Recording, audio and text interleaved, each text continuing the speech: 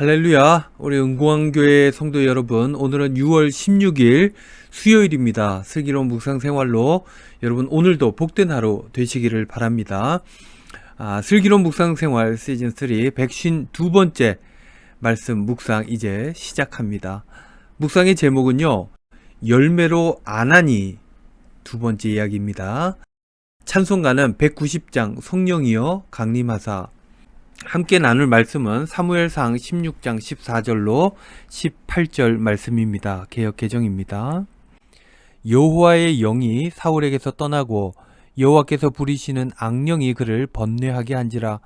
사울의 신하들이 그에게 이르되 보소서, 하나님께서 부리시는 악령이 왕을 번뇌하게 하온즉 원하건대 우리 주께서는 당신 앞에서 모시는 신하들에게 명령하여 수금을 잘 타는 사람을 구하게 하소서. 여호와께서 부리시는 악령이 왕에게 이를 때에 그가 손으로 타면 왕이 나으시리이다 하는지라. 사울이 신하에게 이르되 나를 위하여 잘 타는 사람을 구하여 내게로 데려오라 하니, 소년 중 한 사람이 대답하여 이르되 내가 베들레헴 사람 이새의 아들을 본즉 수금을 탈 줄 알고 용기와 무용과 구변이 있는 준수한 자라. 여호와께서 그와 함께 계시더이다 하더라. 아멘. 묵상입니다.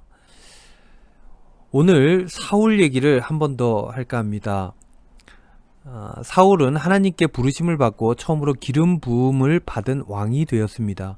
그런데 오늘 본문 14절을 보니까 악령이 그를 번뇌하게 한지라 라는 말씀이 나옵니다. 하나님의 기름 부음을 받았지만 사울은 지금 악령에 사로잡혀 고통을 받고 있었던 것입니다. 그런데 그것은 사울 혼자만 아는 아픔이 아니었던 것이죠. 주위 사람들이 사울이 악령에 사로잡힌 것을 다 알고 있었다는 것입니다. 15절 말씀에 사울의 신하들이 그에게 이르되 보소서, 하나님께서 부리시는 악령이 왕을 번뇌하게 하온즉. 사울이 악령에 잡힌 것을 신하들이 알고 그를 도와주려고 다윗에게 도움을 청하라고 건의하는 것입니다. 18절 말씀에 보면요, 소년 중 한 사람이 대답하여 이르되 내가 베들레헴 사람 이새의 아들을 본즉 수금을 탈 줄 알고 용기와 무용과 구변이 있는 준수한 자라. 여호와께서 그와 함께 계시더이다 하더라 라는 말씀이 나오죠. 그런데 우리가 주목해야 될 부분은 바로 이 마지막 부분입니다. 여호와께서 그와 함께 계시더이다. 사람들이요, 사울이 악령에 사로잡힌 것도 알고 있었고 다윗이 하나님과 함께 한다는 것도 알고 있었다는 것입니다. 어제 말씀 나누었죠. 나무는 그 열매로 아는 것입니다. 사울의 행동을 보고 사울의 삶을 보고 사람들은 사울이 악령에 잡혀 있었다는 것을 알았습니다. 다윗도 마찬가지였죠.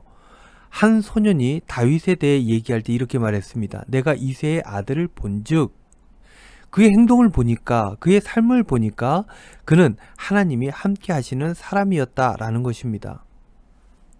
그렇습니다, 여러분. 보면 알죠.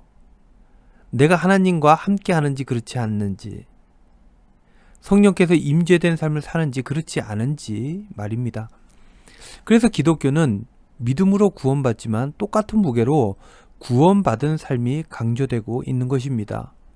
삶이 있어야 그 구원이 진짜가 되기 때문입니다. 사랑하는 우리 은광교회 성도 여러분, 성령 하나님께서 여러분들과 함께 하시기를 바랍니다. 하나님께서 권면하시는 대로, 하나님께서 이끄시는 대로, 하나님께서 위로하시는 대로, 격려하시는 대로 여러분들의 삶을 온전히 세워갈 수 있기를 바랍니다. 그러면 여러분 주위에 있는 사람들이 알게 됩니다. 그렇게 된다면 자연스럽게 전도가 됩니다. 복음이 전하여집니다. 우리 주 예수 그리스도의 사랑이 전하여지는 것입니다.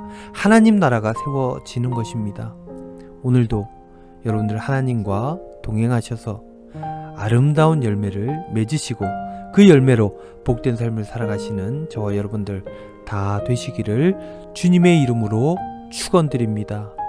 기도하겠습니다.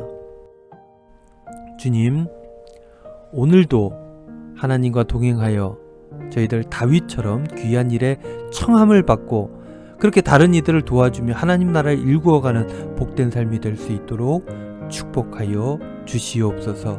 감사드리며 예수님의 이름으로 기도하옵나이다. 아멘.